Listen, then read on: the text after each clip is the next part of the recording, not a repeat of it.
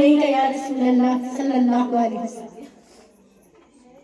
تو بات یہ چل رہی تھی کہ بیٹیوں کو جس نے وقار دیا، بیٹیوں کو جس نے عزتیں دی، بیٹیوں کو جس نے وہ اس حیثیت پہ کھڑا کیا تھا، ہم عورتوں کو اب وہ عورت بیٹی کی شکل میں ہو، وہ بیوی کی شکل میں ہو، وہ ایک بہن کی شکل میں ہو، وہ ماں کی شکل میں ہو، جس شکل میں ہو، ہر شکل میں وہ ایک مرد کے لیے جنت کی بشارت بنتی نظر آتی ہے۔ اگر وہ بیوی ہے اور شوہر اس کی جو ہے بیوی ہے اور شوہر اس کو اس کا حق ادا کر رہا ہے، اس سے محبت کر رہا ہے، اللہ کے رسول کے فرمان پر عمل کرتے ہوئے، تو اپنے شوہر کے لیے جنت کی بشارت ہے۔ اللہ اگر وہ ماں بن گئی تو اپنی اولاد کے لیے وہ جنت کی بشارت ہے۔ بھائی اگر بہن کی جو ہے پرورش کر رہا ہے، بہن کی شادی کے لیے جدوجہد کر رہا ہے، تو اپنے بھائی کے لیے وہ بہن جنت کی بشارت ہے۔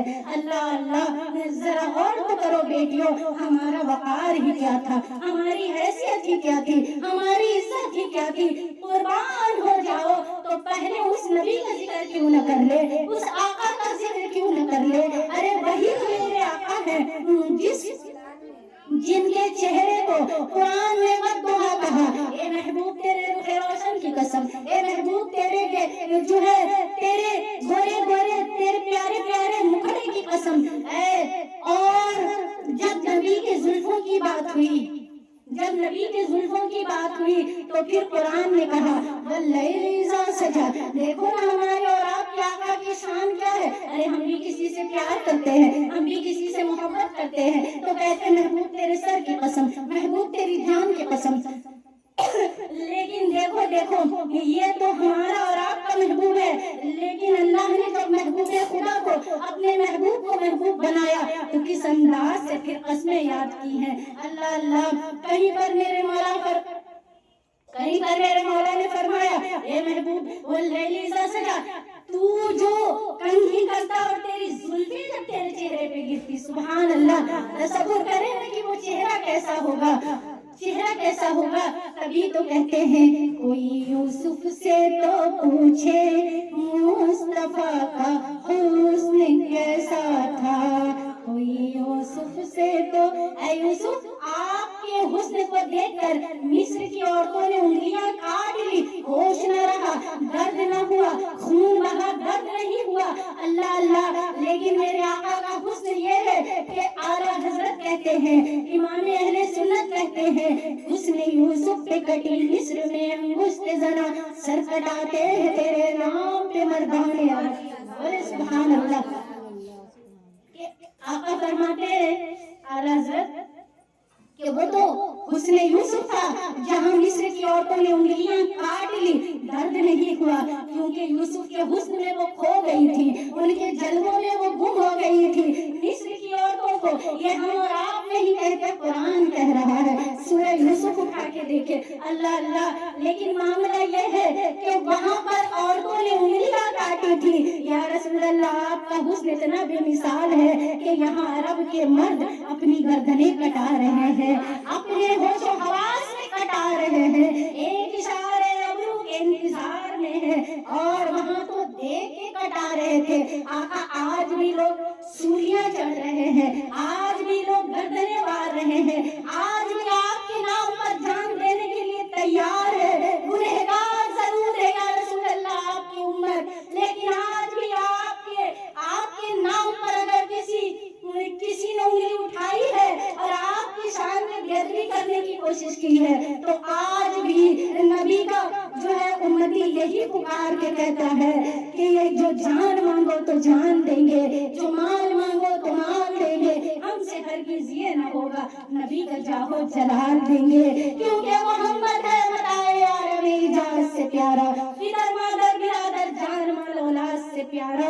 تو عاشق نے یہی کہا گنہگار ضرور ہے لیکن یا رسول اللہ آج بھی آپ کا امتی غدار نہیں ہے، آج بھی۔ اب بتاؤ کہ دیکھ کر تو لوگ مرتے تھے، بن دیکھے بھی مرتے ہیں، تو اس لیے تو اللہ نے محبوب کو وہ دیا، وہ حسن دیا کہ کہنے والے کہتے ہیں جب حسن تھا ان کا جلوہ نما، انوار کا عالم کیا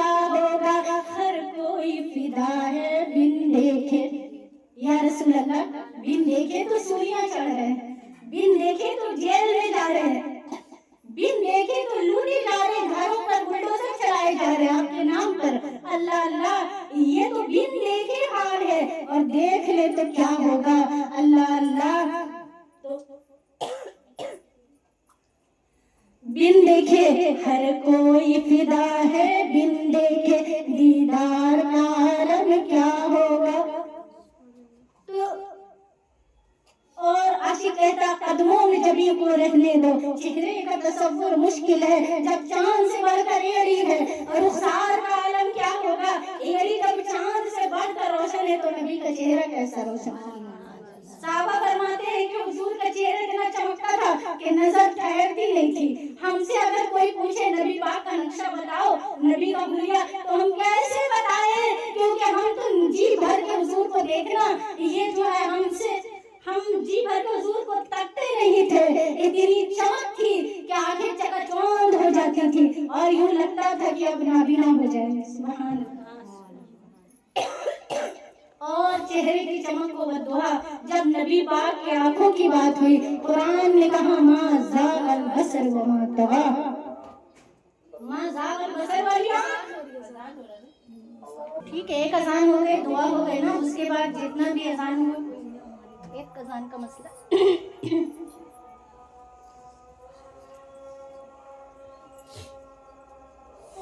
تو ناز کرے اپنے مقدر پہ, ہمیں اور آپ کو کیسا پیارا حبیب ملا, جن کی زبان کو قرآن نے وما ينطق عن الهوى ان هو الا وحی یوحی, جن کے دانتوں کو قرآن نے یاسین کہہ دیا, جن کے ہونٹوں کو لسان و شفتین کہہ دیا, ارے جن کے سینے کو الم نشرح لک صدرک کہہ دیا. اللہ اللہ قرآن کہتا لو انزلنا هذا القرآن على جبل لرأيته خاشعا متصدعا من خشیۃ اللہ.